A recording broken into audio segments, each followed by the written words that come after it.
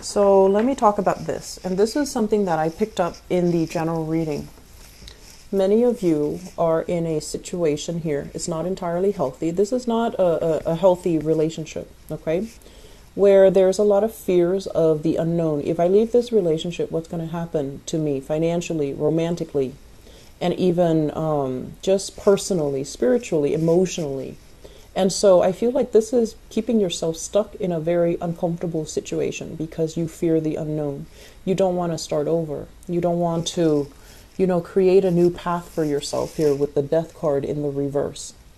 And you might be dealing with a partner who might not be completely 100% honest with you. The Ace of Swords in the reverse usually indicates some type of a hidden truth, the truth not being spoken out loud, or you might deal with someone who's very, very, very evasive, okay? They're evasive when they talk. They're not giving you the whole story. They might omit things. They might lie by omission. But I feel like there's something off with their story. So when they're telling you, I'm out with the guys or I'm out with the girls, you don't really buy it. And then when they're telling you, yeah, I was, away for 4 days straight on a business trip, or I had to work overtime, 2 weekends in a row. And I feel like, those alarms in your head are going off and you're just like, wait a minute, that doesn't sound right.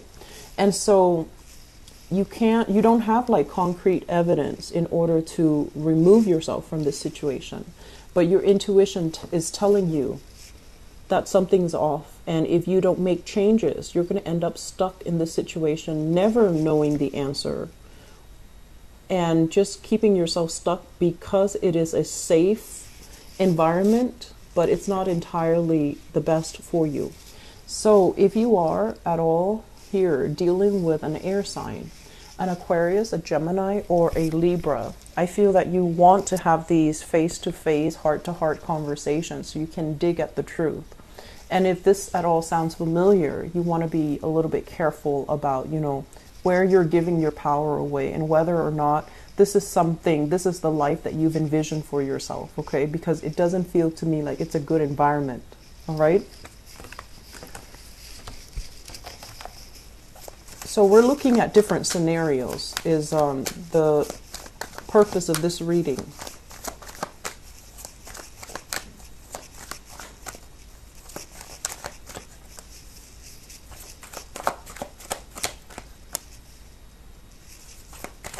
I'm sorry for all the reversals.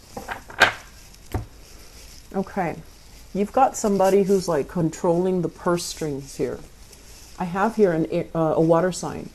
So this is a Pisces, a Scorpio, or a Cancer, Sun, Moon, or Rising. So I want to say like this is male or female, okay? At their best. I feel like they can be very, very romantic. They can, when you interact with them, when you talk to them, they look straight into your eyes and they make you feel like you're the only person in the room. They can be a little bit like, I want to say, they're very sensual. And I feel like the chemistry, the attraction is very strong with this person. When it's in the reverse position, it can indicate manipulation. It can indicate somebody who's kind of like using your emotions against you. Either they are telling you, I love you, so I do all of these things, and they're not great things. Or they can guilt trip you into doing something the way that they want. And as I'm saying that, I feel like this might not even be a water sign. It could be somebody who's like using your emotions against you. If they could even tell you like, if you leave me, where are you going to go? And it triggers your fears because they're using your fears against you. Or they can say like, we've been together for so long. If you leave me, what am I going to do? Well, that's manipulation, okay? And what they're going to do, if you already decided to leave them, what they're going to do, that's not up for debate anymore. That is irrelevant. So I feel like somebody is kind of like using your feelings against you, and it's not entirely healthy, okay? I do see there's a lot of jealousy coming up with you and this person. So it could be a water sign, or it could be somebody who's just, manipulating your emotions. I feel like they moved out into the world and they are being met with a lot of struggles financially. They're being met with a lot of struggles professionally. They're not able to create a good, stable foundation for themselves. And I do feel that when you were with them, they kind of drag you down with them. Okay? They might have isolated you from your friends. They might have made you question your reality. And I honestly feel like there might have been some emotional abuse, either with this person or in the relationship between you and this person. Some type of, I feel like it's not healthy. The moon in the reverse deals with depression. It deals with isolation. It deals with this person who might be very, either like emotionally, like very up and down. It could be like bipolar, where they're really happy and elated one minute and they're down in the dumps the next, or they have trouble regulating their emotions, or the relationship itself, it was a major source of depression for you because you felt very alone and isolated. So even, when this person was at their best, where they showed you how much they love you, and they have the tendency to, they have the capabilities to be quite romantic, but together as a couple, it's almost like you didn't have a sense of direction. You were kind of fumbling in the dark, and things got really confusing. You didn't know what to believe, and you didn't know what's real. So I feel like many of you have realized this. You're moving away from this. So it's not like I feel like you're still in it. I feel like you have moved on away from it. And there's a lot of mental clarity. It's kind of clearing things up for you. And you're looking back at this relationship partner, and there might even be communication coming in from this person from your past. And it's going to trigger some things. It could trigger, if you have children together, it could trigger some disputes regarding ownership. If you're trying to make a move in your life, for example, change your geographical location, change jobs, I feel like this is a person that can come in and try to, throw a wrench in the works. No, you can't go. What am I going to do when you go? Or what are the kids going to do without me in the picture? So I feel like they're interfering in your love life in some way. They're interfering in your family life in some way. And there's still a very strong presence of this person still lingering in your environment. Okay? It's not a healthy relationship.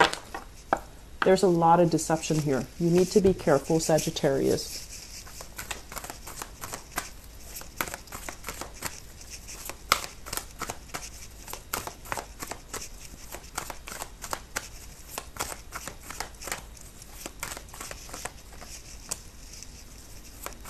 We've got a lot of water. Okay, so let me talk about this. This just screams out to me a lot of naive energy. Not that you're naive, Sagittarius, but I feel like, a lot of the times you do see the best in people. You do see the best in situation. You also have a very optimistic outlook as well. And you're a little bit careless when it comes to letting new people in. Okay, so I just want you to, I don't want you to be like paranoid when you meet new people, but I feel like your intuition is working overtime to help you avoid these things. So you really need to start trusting your intuition a little bit more. We have here, once again, this is kind of like, and this is showing up here as a water sign. This is the Page of Cups. And this is basically someone who's very sweet. They have a very sweet, harmless, happy-go-lucky type of a demeanor. They see the best in situations. They don't hold grudges against anybody. And they don't really, I want to say, they don't see the worst in anybody. And I feel like this is the energy that you embody. Because by constantly trying to compensate, well, maybe they didn't mean that mean thing that they said. Maybe they were just having a bad day. That's compensating. Or maybe the other person, didn't mean that. Maybe what they really meant was this. I feel like it's a really important thing for you to just accept things at face value, Just accept it at face value until the person or the situation proves otherwise. Because I feel like you're compensating. You're just like, oh, it couldn't really be that bad. Maybe they were just having a bad day. But if they're consistently having a bad day on a regular basis, it's probably not because they're having a bad day. It's because, that's just the way that they are. And so try to see things through more of an adult lens so that you don't end up, so that other people don't end up yanking your chain, or so that you don't put your faith in the wrong person. Okay. I'm feeling as well, we have here the Nine of Pentacles. And the Nine of Pentacles, this is a card about self-confidence. I usually look at it as somebody who's very, very abundant. And they don't care if they're not in a relationship. They're happy with their independence. They're happy with their bachelorhood. They're okay with, friends and family and work. They're okay being on their own. When it shows up in the reverse position, it can also indicate to me a cycle. If you consistently find yourself like this, where you're lacking in independence and you identify yourself in terms of, your relationship partner, if you identify yourself and you link your identity together with a relationship partner, that's where we're going to end up in this type of a situation where you gravitate towards, the first person that shows the first person that shows you kindness, or the first person that shows you niceness. The act can be very superficial, but I feel like because you're craving this, that you jump into that relationship thinking it's the best thing ever, when in fact the person might not be sincere. Does that make sense? So this is kind of like being happy on our own, choosing to be alone rather than being stuck in an unhealthy relationship. And I'm also sensing as well, some of you are financially dependent upon a partner. And so the partner kind of like has you wrapped around their fingers and you don't really have a way out. So I feel fixing your financial situation first is going to allow you more clarity, and it's going to allow you to find a way out. Okay, so I'm going to end this here with the last 3 cards, which basically deals with, what do you need to focus on and what are some of the things that they want you to be aware of.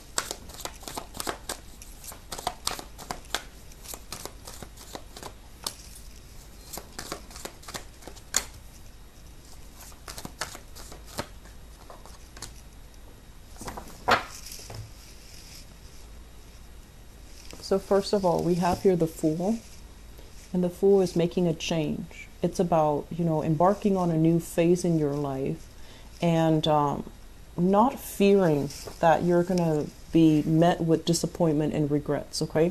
So it's kind of like staying very, very optimistic so that you don't wallow in self-pity, so that you don't end up in this situation where you're just like, I'm going to stay because I feel bad for the other person, okay?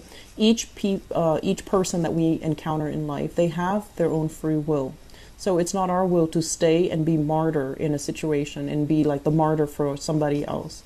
So I feel like many of you are fearful about leaving because you don't want to upset the other person, or you feel bad and you're just like, I don't know how the other person is going to live without me, because that guilt trip has been triggered. And so my advice here is you need to take care of yourself.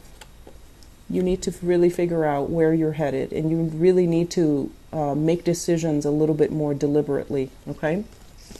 We have as well the Hermit, and this is your spirit guides trying to reach out to you. They're trying to show you the right way. They're trying to offer divine protection, and they're trying to tell you, no matter how bad things are right now, you need to implement something new. We're going to show you what you need to do in order to get yourself to a cleaner, highly elevated state. We're going to show you how you can, end that chapter in your life so that you can begin anew. So I feel like you are turning your back here on higher intuition. And I feel like a lot of it is just fear of the unknown. And a lot of it too stems from the fact that some of you are at a point where, it's the energy has shifted, where this bad situation has become kind of like your new normal. And then as a result of it, you don't really see anything else. You don't see anything else that can be better, or you can't really envision that something else is better that's waiting for you out there. So you need to do a lot of, I want to say, clearing away old energies. Okay, and you have some very strong protection always, Sagittarius. You are always divinely guided because you rule that ninth house. And tapping into your intuition and listening to your higher voice, I feel like that is something that is necessary for this month. Okay, so don't end up in this state where you grieve over the past, or you're dealing with other people and their perception of disappointment. You're going to need to break free, and you're going to need to really live up to your potential so that new opportunities can come into the picture. Okay, for singles, I feel like dating, not too great this month. Okay, I feel like the energy for dating overall, you're meeting people, but it seems to me like there are some emotional hang-ups in your life where you're not ready to really go out and get intimate with a new person just yet. You might be dealing with some grief still. Grief of a last, broken relationship, or grief of somebody that might have left the picture in the past, and you're not ready just yet. And that's fine. And I feel like you're not going out there trying to fake it. And I also feel like for those in stable relationships right now, this is not going to apply to you. I do feel some people are trying to leave, but financially, it's not a practical choice. So you're hanging on, biding your time. And I feel like you can put up with a lot. However, once again, when is enough? When is it going to be that point where it's an emergency and then you can break yourself free from this? Okay, so make some deliberate decisions this month, Sagittarius, and don't drag your feet anymore. Okay.